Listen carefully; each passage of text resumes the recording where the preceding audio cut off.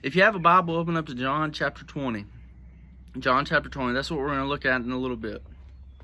So if you weren't here, if you didn't watch this video last week, we talked about tests and trials and how to handle those from James chapter 1 and how to look at it and how they can make us better. You know, what are tests and trials?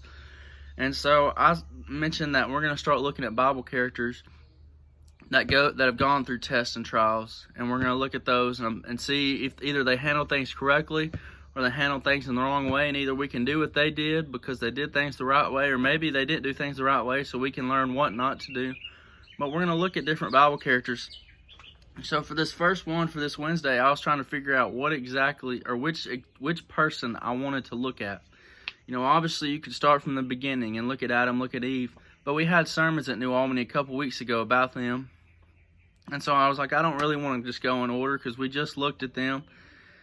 And so I was trying to figure out, you know, what's the best person to just look at to kick things off. You know, you want to have a good one to start with. And so, and in the New Testament, obviously the first person you can think of when going through tough times or going through trials, you know, the first person you can think about is Paul. Paul went through so much, went through so many tests, through so many trials. But, you know, Paul is somebody that we talk about a lot, so I was like, I was kind of hesitant on that, and I was just trying to figure out which person I want to look at. And we're about to go into Easter Sunday. And so this Sunday, we're going to talk about the resurrection of Jesus for our Sunday service. And so I've been studying that a lot, preparing for Sunday, and it occurred to me, after the resurrection of Jesus, the perfect person to look at. Today, actually, what we're going to do is we're going to look at two people. We're going to look at the story from two different point of views, from one person and then from another person. So if you have your Bible, open up to John chapter 20, verse 24. It says, "Now Thomas, called the twin, one of the 12, was not with them when Jesus came." So to set all this up, Jesus has come, he has lived, he's been betrayed, he has been beaten, he has died, he has been buried. We know that the man asked for Jesus' body and put him in a new tomb, and they rolled the stone in front of the tomb, and guards came. And we're going to look at everything that happened right after that Sunday morning, about how Jesus rose from the dead and different things that happened. But the point is, Jesus has rose from the dead, and so he comes to he's with the disciples, with the apostles, and so Thomas was not with them when Jesus came.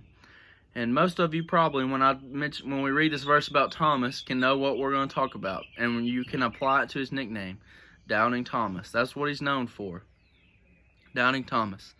So in verse 24, Thomas wasn't with them. Now in verse 25, it says, "The other disciples therefore said to him, 'We have seen the Lord.' So he said to them, 'Unless I see in his hands the print of the nails, and put my finger into the print of the nails, and put my hand into his side, I will not believe.'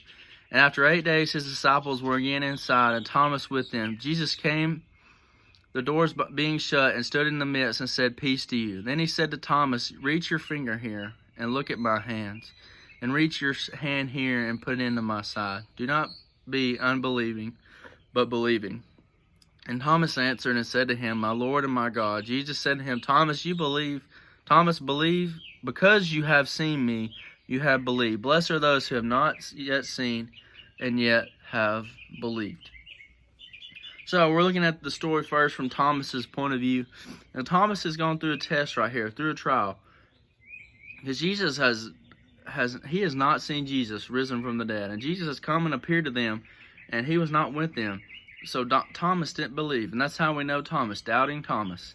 What's crazy is Thomas might have done really good things up to this point, or might have done really great things after this, but he's known for Doubting Thomas because of what he does right here. Because we look at this mistake and think, Thomas, how could you be so silly? How could you be so foolish?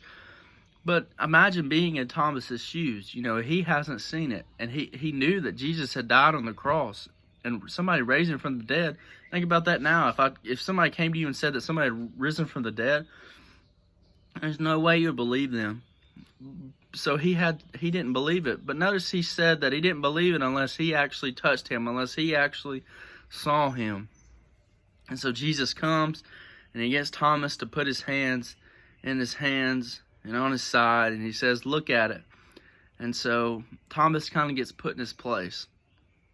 So, the reason I wanted to look at Thomas is because, the resurrection of Jesus, it's a perfect time for that. But also because I think how Thomas feels is how we could feel right now. And when we go through tests, when we go through trials, Thomas is one of those people that we need to learn what not to do. And that is, when you go through a test, when you go through a trial, your first instinct shouldn't be to doubt or to hesitate or to not believe.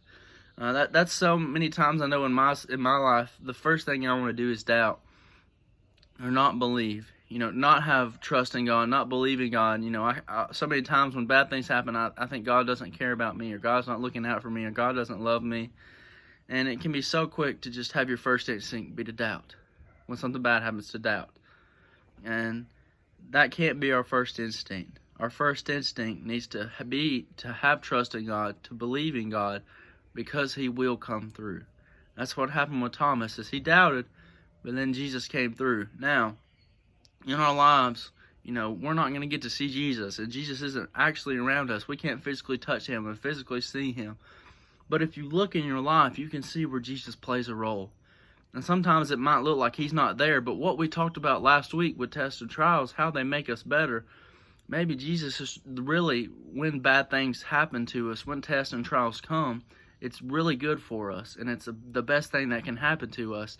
And if our first instinct isn't to doubt, but to trust, then we might be able to see things from a different point of view. So we look at Thomas, and what we can learn from Thomas is when tests and trials come, don't let your first instinct be to doubt. Then I want you to think about it from Jesus' point of view from this story. Jesus has gone through so much up to this. It's just absolutely crazy. Spending His whole life living basically as a servant, doing so much for others, having so many people doubt Him, so many people against Him, being betrayed by one of His followers, and having to go through what He went through the beatings, through the suffering, on the cross. He's risen from the dead, and He's been around people, and to have doubted. And imagine Jesus and God during this time when something like the coronavirus. There's probably a lot of people that are doubting God and doubting Jesus and doubting who they are and doubting their power and doubting their love. And imagine how that makes them feel. Because really, probably in their eyes, this is something that's so small and insignificant. And it's so hard to look at the big picture, but understand it from their point of view, how this can be a time for us to be better. And that's maybe what God and Jesus are trying to do. But you think about how Jesus felt, and how can Jesus feel in your tests and trials? When you're tested, when you're tried, you can have so many good things happen, and then one little bad thing happens, and you immediately doubt. Imagine how that can make Jesus feel. Imagine how anytime anything happens that's not the way you want it to go, and your first instinct is to doubt. Imagine how that can make Him feel. But I love what Jesus said in verse 29. That's what we're going to end on, and that's what I really want to end this with and to focus with. When Jesus said to him, Thomas, because you have seen me, you have believed. Blessed are those who have not seen and yet have believed. We can't see Jesus today. We can't physically touch Him. We can't physically be around Him. But we can still believe in Him. And maybe in your life you can have moments where you really feel like Jesus is there and really loving you and really caring for you. But then maybe sometimes you feel like He isn't there. But Jesus tells us, blessed are those who have not seen and yet believe. If you think about doubting, there's no way we can doubt. Just the fact that we exist and God made us should make us have enough faith and trust in Him. Then you can go to the Bible and see the pattern of love in the Bible that God has for us. And there's no way that we can doubt. We can believe without having to see. So what I want to end with is from both points of view. Imagine being Jesus, and when you doubt, imagine how that makes Him feel. And then don't be like Thomas. Don't let your first instinct be to doubt. Trust in God. Trust in who He is. Trust in His power in any situation.